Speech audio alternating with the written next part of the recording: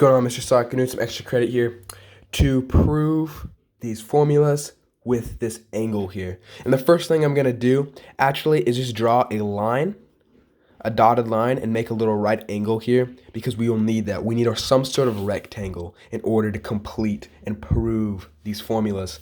So what we have here is opposite equals hypotenuse times sine of the given angle, and adjacent equals hypotenuse times cosine of the given angle. And you're going to need these to help solve and figure out these formulas. And this math up here is also math we're going to use, which I will explain later when I get to those steps. So the first thing we're going to do is we're given 1 as our hypotenuse for this right triangle that we can see here, and beta and then theta, two angles right here. You can see that it's a 90 in this area.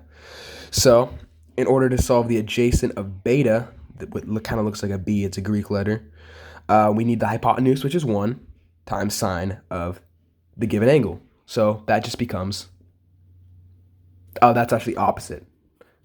We're looking at adjacent. So adjacent is cosine. Sorry about that. So cosine of the given angle, beta. Now, opposite, since it's 1, the hypotenuse really doesn't do anything, is sine of the given angle, like that, beta.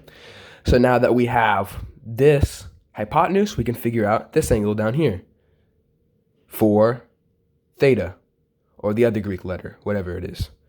So the adjacent, which is the cosine, times the hypotenuse. So the cosine of theta, I'm going to call it with a T, cosine of theta, like that, times the hypotenuse. Now that we're looking at the opposite, we can see that it's the hypotenuse. So if you hear noises, I have a pinball machine and my brother's playing it right now. But so going back here, the opposite is the hypotenuse is just the cosine beta times the sine value of the given angle, which we're working with theta, like that. Cosine beta times cosine theta. So now that we have those two angles, we actually need to solve for this angle right here in order to bridge over into this right triangle. You can see with the right angle right there. So to do that, we know that this theta right here and this 90 degrees, in order to figure that out, we can do 90 degrees minus theta, just like that. And that is the value for this angle. And to bridge it over to this side, we can see that this 90 degrees minus theta, this is a 90 degree angle right here. And this is what we're trying to solve for. This is all adding up to 180.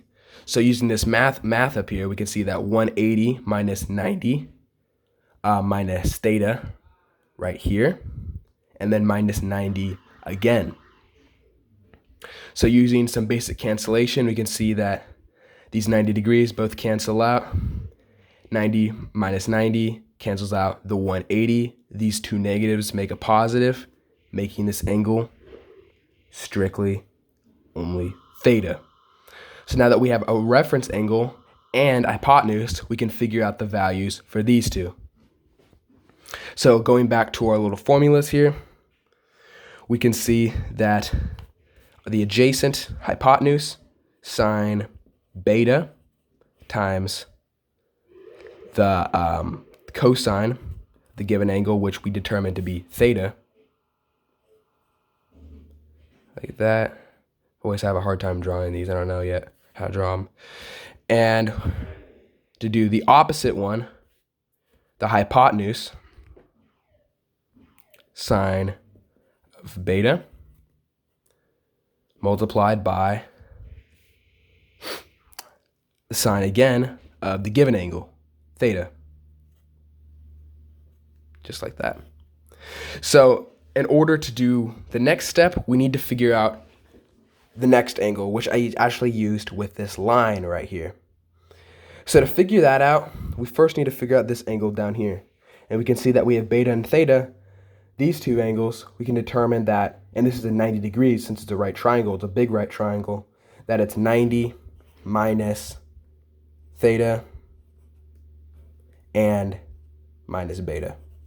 And that's that angle right there. Now that we have one angle, we already know this is 90, like a right triangle. We can figure out this one using some basic math again.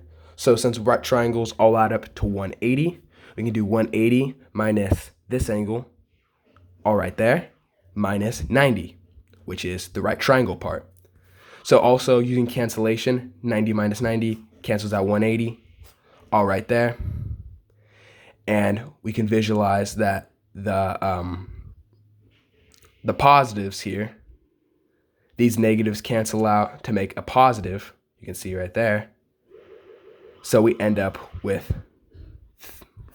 theta plus beta. Plus beta. Just like that.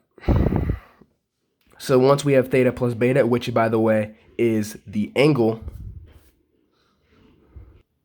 So once we have this angle right here, like I just mentioned, we actually have a reference angle. And with the reference angle, we have the hypotenuse as well. So we can just use the formula again. So to solve for the adjacent, which is right here, we have the hypotenuse, which is 1, so it really doesn't do anything, multiplied by the cosine of the reference angle, theta plus beta. Now we're kind of starting to see our formula. And for the opposite, it's also hypotenuse, which is 1, doesn't really do anything. We get the sine of theta.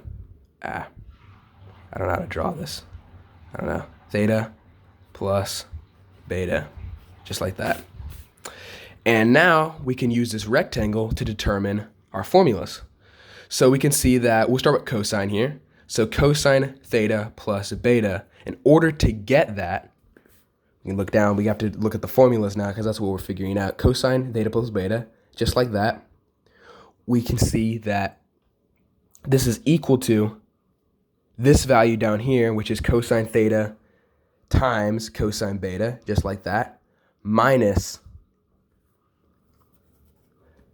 this value up here, which is sine beta minus sine beta times sine theta. So if you could see this value minus this value equals this value, this line right here, which definitely makes sense.